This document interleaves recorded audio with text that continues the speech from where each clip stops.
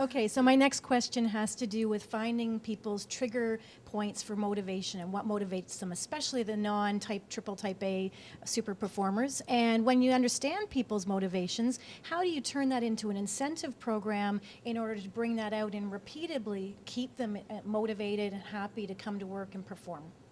Well, you're even laughing at that one. Okay, let's go, Anne. Well, I talk a lot about the idea that it's the job of leaders to motivate employees, which is a short-term motivator. Rewards are short-term motivators. Engaging people's emotions, finding out what they need, and giving them the scope within the context of their job to get their needs met is enough for people to come to work and become the people who they're meant to be, especially in the workplace. You know, how do you engage somebody's emotions? I mean, I think I'm a pretty stoic individual. I mean, what's the process? I mean, do you pick out people? I mean, I find that interesting. You're engaging people to get their emotions or let them express themselves. A simple thing would be, you seem to be dragging your feet on this project. Is there something going on? How do you feel about this project? What's getting in the way of you getting excited about doing this work? And, it's, do you like it? That like, dislike, are you excited? And if people aren't afraid... How do you get them not to be afraid then?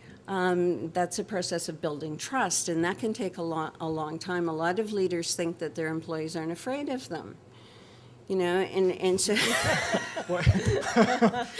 which in it's, no one's afraid of me. I'm not intimidating, but position carries power. Leaders have the power to take away someone's employment, and so as a result of that, there's that natural inequality in the power structure.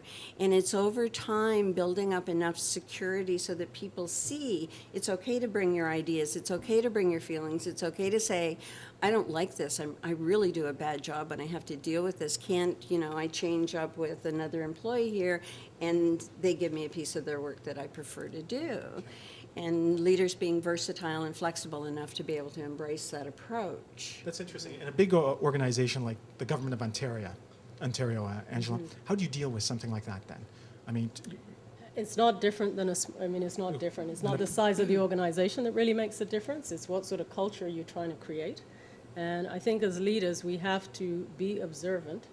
If I have somebody who's been working for me, they've been a good performer, all along, and all of a sudden I see them, the behavior's changing, they're a bit more disengaged, stuff isn't coming on time.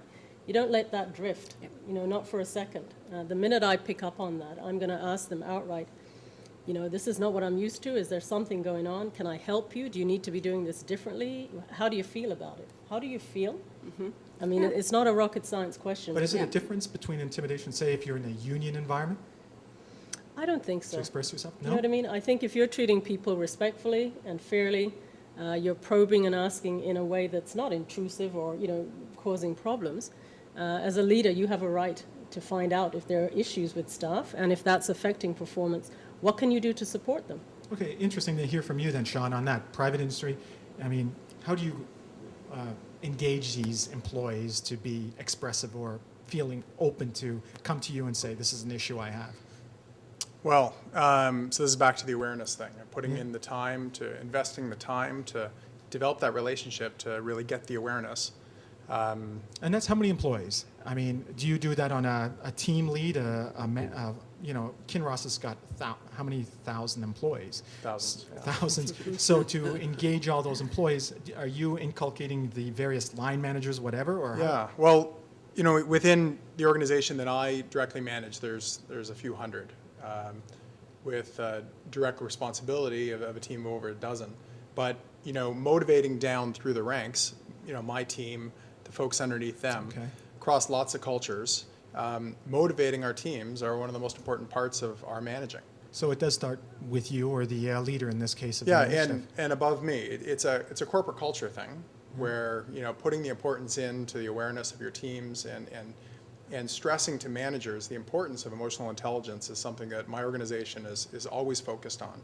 And what it does is it provides another part to the toolkit for managers to be prepared to develop these relationships. And I think that's really when you're able to buckle down motivate people. Yeah, I'm going to come back to that.